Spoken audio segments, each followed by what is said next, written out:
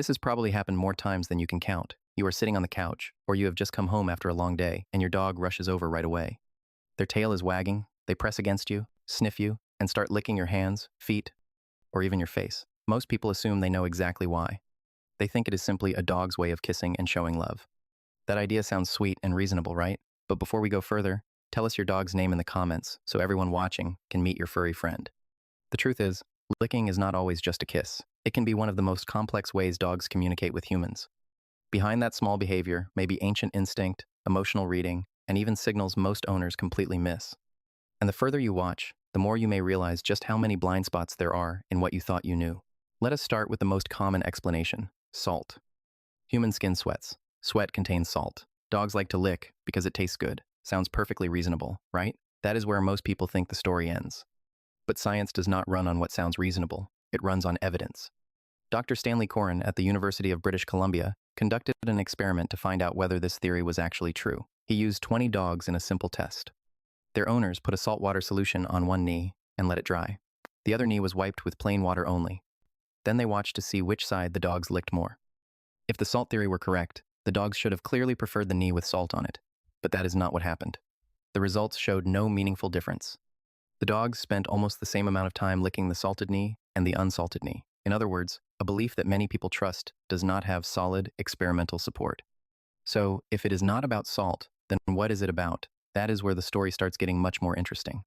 Because to understand why dogs lick people, you have to go back thousands of years, back to a time before houses, before couches, collars, leashes, or packaged dog food.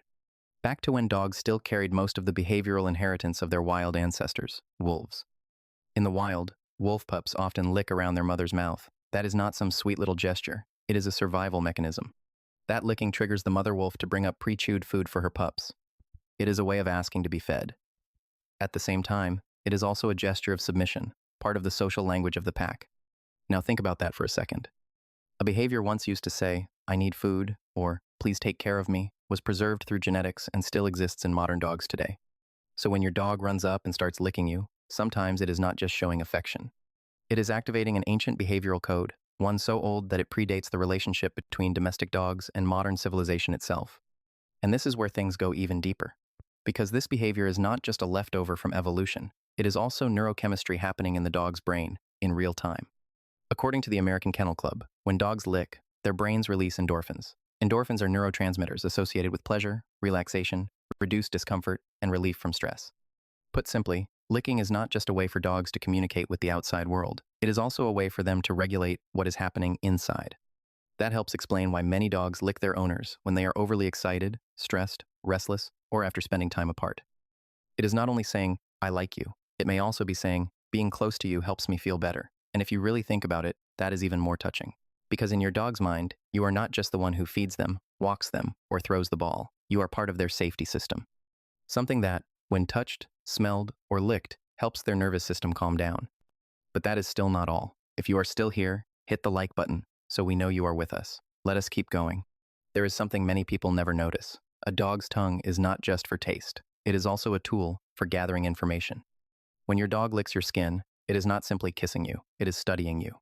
Human sweat carries countless chemical signals. Some of those signals relate to your emotional state, your stress level, the environment you have just been in, and even tiny changes happening in your body that you may not be aware of yet. Dogs do not read the world the way humans do, through sight and words. They read the world through scent, taste, and the signals your body gives off without even trying. So when your dog licks your hand after you get home from work, it may actually be reading the report your skin is carrying, where you have been, whether you smell like unfamiliar places, unfamiliar people, unfamiliar animals, or some kind of food, whether you are relaxed or uneasy. To a dog, your skin is not just skin, it is live data.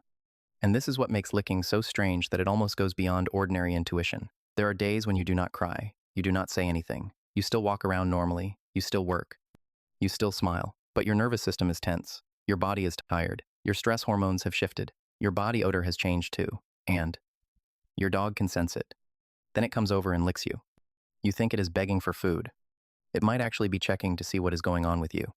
Because in a dog's world, communication does not begin with words, it begins with contact.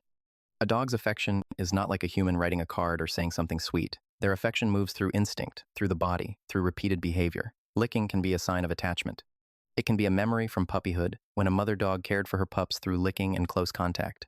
It can also be part of a social learning system where dogs realize that licking their owner often leads to attention, a gentle voice, petting, laughter, or some other positive interaction.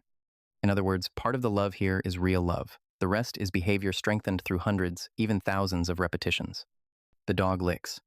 You laugh, you pet them, you say, "That is so cute." The dog's brain records it. This behavior creates connection, and so it keeps happening.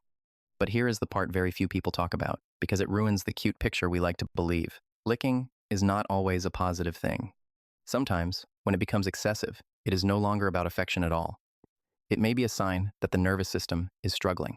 Animal behavior experts suggest that when licking becomes obsessive, overly repetitive, hard to interrupt, or shows up in situations where a dog is frequently stressed, lonely, left alone for long periods, or living in an environment with too little mental stimulation, it may be a form of compulsive self-soothing.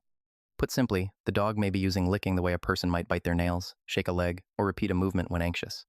At that point, the licking is no longer just, "My dog loves me so much." It may be a silent way of saying, "I am not okay. I am too stressed. I do not know how to calm down, except by licking." And if you only look at it through a cute lens, you may miss the only distress signal your dog knows how to send. There is one more layer that most dog owners do not want to hear, but absolutely need to know: medical risk. People often joke that a dog's mouth is very clean, that dog saliva is healing, and that letting a dog lick a wound is harmless. But health organizations like the Centers for Disease Control and Prevention warn the opposite. Dog saliva is not more magical than human saliva. It contains many kinds of bacteria, including species such as capnocytophaga, which can cause infection, and may be especially dangerous for people with weakened immune systems.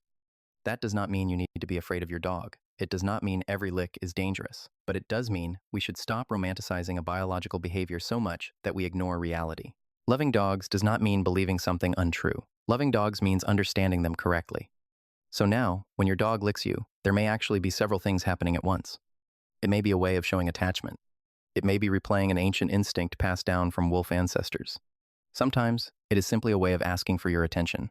In other cases, it is reading your pheromones and sensing your emotional state. Licking may also help release endorphins, allowing the dog to calm its own nervous system. And sometimes, it is just a repeated behavior because in the past, you responded with positive interaction. And in a few cases, it may be showing anxiety or even a behavioral disorder. One lick. So many layers of meaning. That is why this behavior fools so many dog owners. On the surface, it looks simple. But underneath it sits at the intersection of evolution, learning, emotion, neurology, and the social bond between two species. And maybe the most amazing part is this: your dog does not need language to do any of it. It cannot say, "I missed you today," or "I can smell that you are tired," or "I am anxious, please pay attention to me." So it uses what it has: its tongue, scent, touch, repetition. It licks you, hoping you will understand. And even for those of you who are cat lovers, this idea may not feel unfamiliar at all, because while cats do not lick people in quite the same way dogs do, both animals share something deeply important.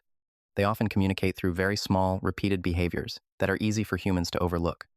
A lick, a gentle rub, a quiet lean, a slow return to your side. These actions may seem simple on the surface, but they can carry real emotional meaning. They can be part of how a pet builds connection, seeks comfort, expresses trust, or reveals something about its inner state without ever making a sound. So even though cats and dogs are very different in personality and behavior, they are alike in this one beautiful way. They both rely on subtle physical signals, repeated over time, to say, "I know you, I trust you, and I feel something in your presence." So the next time your dog runs over, puts both paws on you, and starts licking nonstop, do not just laugh and brush it off like some meaningless cute habit. Ask yourself, what is it trying to say right now? Is it happy? Is it attached to me? Is it calming itself down? Or is it looking for safety? Is it reading me or asking me for help? Because what you call a dog kiss may actually be one of the oldest, most sophisticated, and most honest languages your dog uses to connect with you. If this video made you see dog licking in a completely different way or helped you learn something new, do not forget to give us a like. That helps this video reach more people. And while you are here, please share it with anyone else who cares about this topic. And if you want to know why dogs stare at you in ways that can feel so hard to understand, that will be the next video. And the science behind it is even stranger than you think. Stay tuned for the next one.